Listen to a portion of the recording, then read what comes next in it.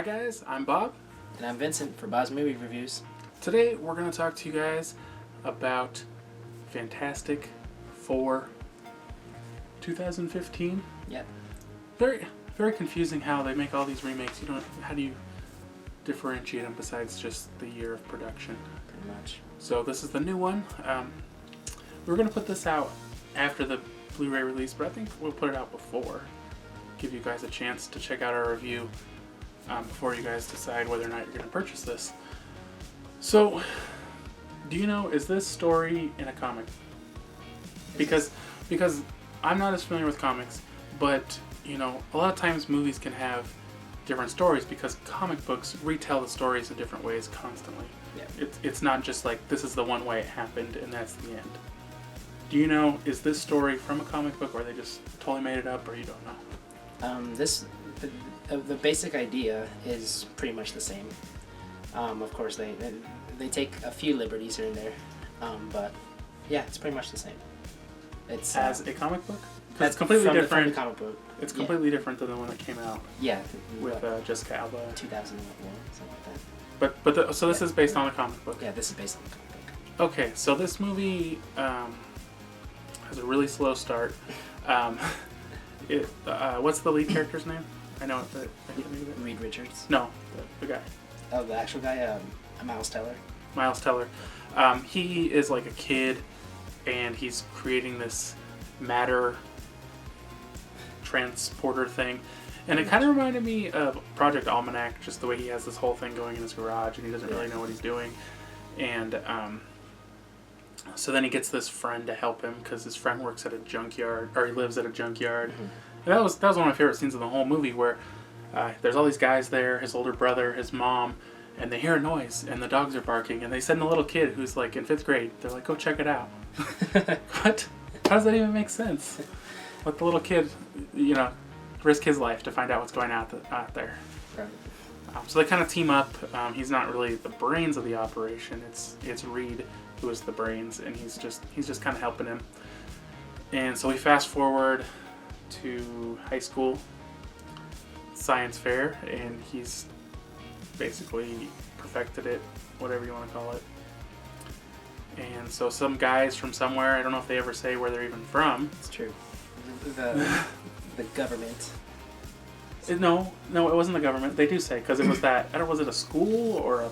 Oh yeah, it's some sort of science school. I don't know. I don't know if it was a school or a business or what it was exactly.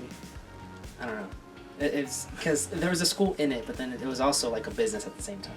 It was weird. Yeah, I'm not sure what it was. Yeah. But anyway, it's Baxter.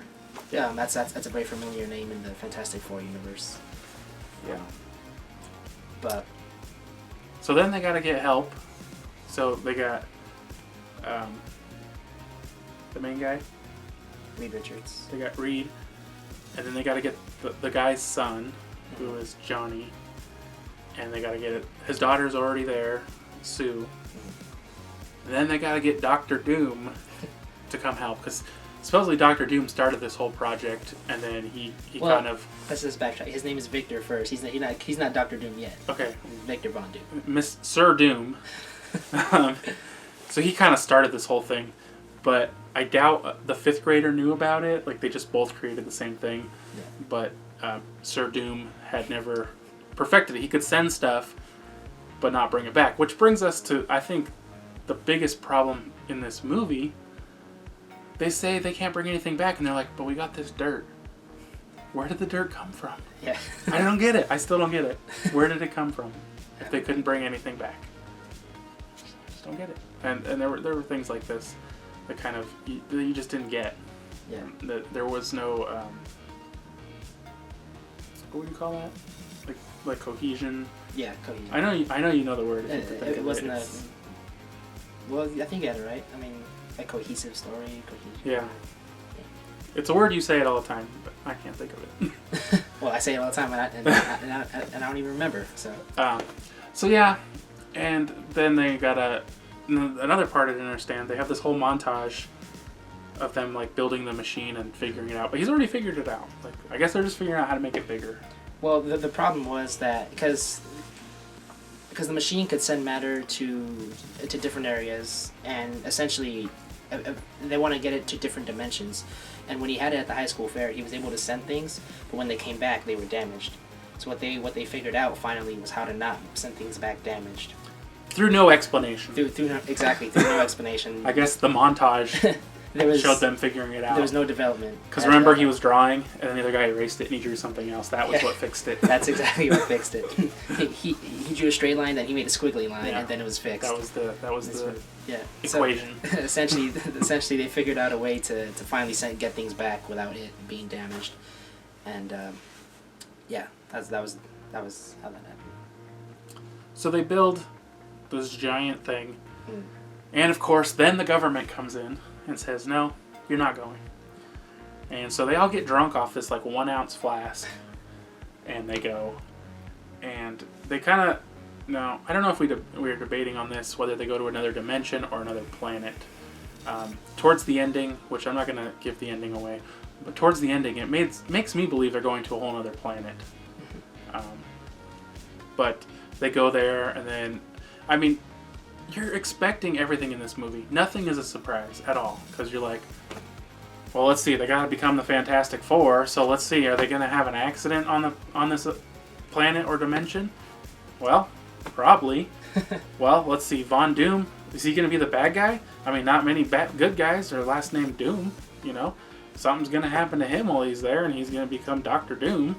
You know, it's, okay, so obviously they get into an accident. It's pretty predictable. They think Doom is dead, so they leave him behind. And they go back, and then they all have these abilities, which in the other movie, they seemed more random. In this one, at least, it was like, oh, you got hit with rocks, you turned into the Thing. Yeah. And, oh, you were on fire, you turned into Johnny Blaze. Oh, you were, well, I guess Mr. Fantastic didn't make any sense.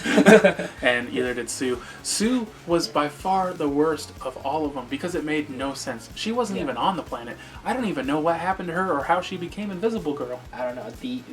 She's like sitting in her chair and she just falls over and she's then Invisible Girl. Yeah, I guess the aftershock of when they returned to Earth, is there was some sort of aftershock and blew out all the windows and then blew her over. But I guess it was some sort of radioactive aftershock that made her. I don't. Like a giant radioactive fart right in her face.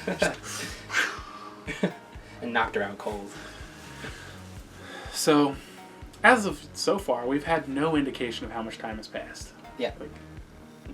Like, I even commented because Michael B. Jordan, his arm is broken at one point, and then there's no cast anymore, and I'm like, well, how long does it take to get a cast off? It's been a while now. So now it's a year later, and they've turned the Thing into like a super soldier.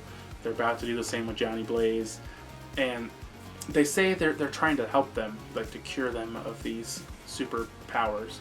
But I'm like, they're not doing anything. Like they're like, okay, let's get you to make your abilities better and train you. I'm like, if you're trying to get rid of them, why are you training them? I mean, it's obvious that they're not helping them. They're trying to turn them all into soldiers. Yeah. But how do they not think, something is not right here? So they have to go get Mr. Fantastic because he escaped, and he's been doing, I don't know, I thought he was going to build another machine to try to go back himself. Yeah. Like he was building something, but then they let that whole thing just go away. Yeah. Even though they made it obvious that he was buying parts and trying to do something. Like that just kind of fell away. And I hate it when they, a movie will kind of develop something and then it's like they just completely drop it and you never hear of it again and you're just like, well, what was that even all about? I mean, just cut those scenes then. Guess you gotta have a 130-minute runtime somehow. I guess so. Longest movie in history. So basically from there we're gearing up for the ending. Again, another part where I just felt like there was going to be something and they dropped it. They bring him in because they can't get their machine to work and he's the only one that knows how to do it. So he's like, I need 10 minutes. And they're all just standing there and they all walk out of the room. And it's like, okay, he's either going to try to shut the thing down or sabotage it or do something, because that's why he wants them to leave. If they really wanted this machine to work, they wouldn't leave. Yeah. They don't trust him. Why did they leave? And he doesn't do anything. He just fixes it. Yeah. It made no sense. Why did he need to be alone to fix the machine? It doesn't. Why? Why? It doesn't make sense. So, without telling you guys the ending, basically an hour and 10 minutes into the movie is when we first get to the action. When they first start the final boss battle, and really the only fight in the entire movie. Pretty much. Not pretty much. That's the only fight. Yeah, I mean, there's some action with the thing here and there, but it's through. Okay, like, they're watching a TV. Yeah, it's through video. It's capture, like a news. And it's. I'm not trying to say it's good by any means. I'm just saying that there was no action. Didn't he do almost like the Hulk when you like ripped that? Yeah. Didn't they do that on the Hulk or something? Yeah, they straight up ripped it off. Yeah, he ripped the tank in half or the gun off the top. Yeah, and then he like threw it around. Yeah. Disappointing. So, the ending is just boring and bad, and the fight lasts like 5 minutes max. And it's really dragged out too. You can tell that it's just. There's almost nothing going on. Yeah. And it's so anticlimactic, and you're just like, okay, Dr. Doom's coming back now, and the real fight's gonna start. Yeah. It doesn't happen. And it just keeps you. It just leaves you wondering why. What was the point of this whole thing? It's a very boring movie. I could have lived with it if it was bad, because there are bad movies that are entertaining to watch. This one is bad and it's boring at the same time. I don't understand how it succeeded to do both. with the story that it had too. These characters have superpowers. It could be so interesting. They did almost nothing with the superpowers. Nothing at all. Except for Sue Storm would fly everyone around in a bubble. Yeah. That's it. And like Bob said, this movie was an hour and 40, I believe, maybe a little bit less. And no, I think it was 130. Was it 130? Not sure. Because it was 100. It was 100. So, no, I'm way off on that. What is that? Yeah, hour would be 140. Yeah. Or 100 would be an hour and 40. Yeah, 100 would be, no. So it would be an hour and 40? Yeah, hour and 40. And Bob said about an hour and 10, maybe an hour and 20 into it, they just started really using their powers and it just started showing it. So there was so much boring build up to this. I mean, they showed Johnny Blaze on fire, but the only thing he does is he smashes a drone. Pretty much. Sue Storm does absolutely nothing with her powers. Yeah. And they show the thing smashing up some cars and stuff. Like I said, on TV in a news broadcast. So there's like nothing going on, you know. Usually a superhero movie, let alone a movie with 4 superheroes, it will usually have action throughout the movie. Not just nothing. I guess they had the Michael B. Jordan street race. I mean, I thought this was Fast and Furious 8 for a minute. I was like, what's going on? And like he like blows up the engine and smashes it, and he's like, well, I'm getting my car back. And his dad's like, no, you're not. It's like, you destroyed it. Just give up. You're obviously... And then he stalls it on the line, and then he blows up his car, and he calls the other guy a rookie. Like, what? You don't even know how to drive. So, I just feel like, honestly, I don't think this movie is as bad as people made it out to be. Like, a lot of people just made this out to be, like, the worst movie ever, and it was so terrible. This movie is definitely watchable. I mean, you could give it one watch, but not a lot happens. Yeah. It's not a super interesting story because nothing's happening, you know, and the ending is probably the worst part of the whole movie. They could have dragged that fight out for a long time. It's predictable, too, where they're like, we can't beat this guy one-on-one, and you know, and then he's like, well, but we can as a team. And then they had all these cool like combo attacks, but they each did like one, and then he was. The thing is, though, they don't actually show him die or anything. So, sequel 2016. Unlikely, because this movie did terrible at the box office. It did terrible. All right, so let's score this thing. I'm sure you're a 1 or a 0 because that's what you give everything. I'm gonna give this one a 3. It was bad, but it had some parts that didn't make sense. I think the editing was kind of a problem because if you edit out some of the parts, you know, but then you leave the other parts, like I was saying, that talk about them, it kind of messes up the flow of the movie, the story, and maybe those parts were filmed you know, where they got into what he was doing on the computer and some of the other things we discussed. But it's not as bad as I expected it was going to be. No,